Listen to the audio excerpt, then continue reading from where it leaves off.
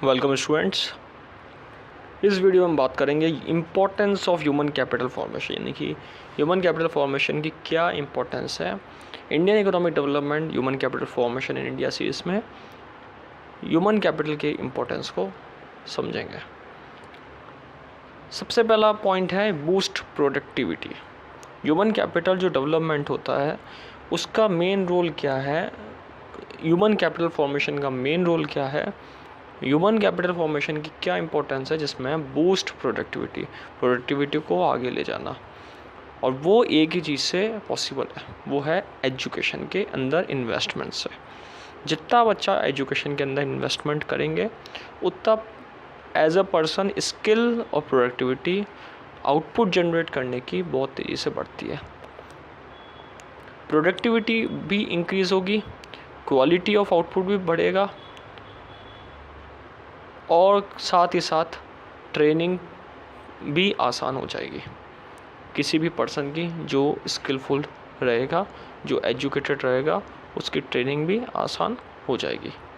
तो प्रोडक्टिविटी को बूस्ट करने में, इंक्रीज़ करने में इम्पोर्टेंट रोल किसका होता है? ह्यूमन कैपिटल फॉर्मेशन का। Human capital development through investment in education boost productivity and output by ensuring that workers are aware and skill.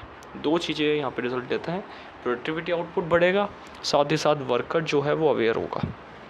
Worker अपने प्रोडक्ट को लेकर अवेयर होगा, अपने वर्क को लेकर सावधान रहेगा और अपने वर्क को कंटिन्यूस फॉर्म में आगे ले जाएगा। Increased productivity and quality output are depend on people's technical skill which can only be acquired through the investment in education or training as well as their overall health। तो एक important role play करता है, overall health को भी develop करता है, productivity साथ ही साथ टेक्निकल स्किल को भी इंक्रीज़ करता है और एक अच्छी ट्रेनिंग जो है वो भी प्रोडक्टिविटी को डेवलप करता है। तो प्रोडक्टिविटी को बूस्ट करने में सबसे ज़्यादा इम्पोर्टेंट रोल अगर देखा जाए कंक्लूसिव फॉर्म में तो एजुकेशन के अंदर इन्वेस्टमेंट करना। ये एक स्किल भी बढ़ाता है, कैपेबिलिटी बढ़ाता है और लर्निंग के लिए ब्रेन को भी यहाँ पे अपॉर्चुनिटी देता है कि किस तरीके से आप अच्छी तरीके से लर्निंग कर सकें। तो बूस्ट प्रोडक्टिविटी एक इम्पॉर्टेंट माना गया है। पॉपुलेशन ग्रोथ में कंट्रोल करा गया है।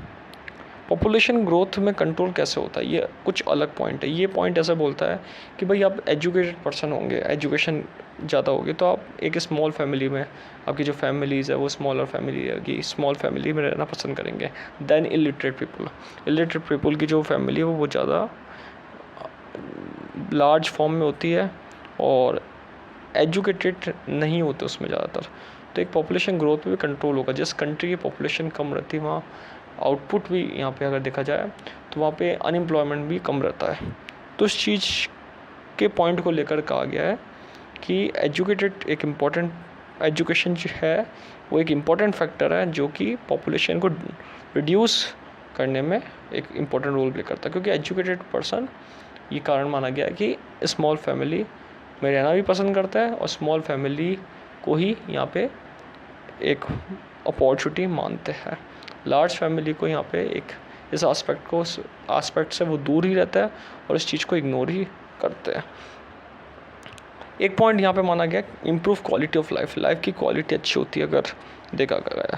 ह्यूमन कैपिटल फॉर्मेशन होगा, पर्सन डेवलप करेगा, प्रोडक्टिव होगा, क्रिएटिव होगा, तो वो अपनी लाइफ स्टाइल को चेंज करेगा, वो अपने आप को डेवलप करेगा धीरे धीरे, अपनी हेल्थ, अपनी स्किल, अपनी एजुकेशन की डिग्री को और रोटेट करेगा और क्रिएट करेगा।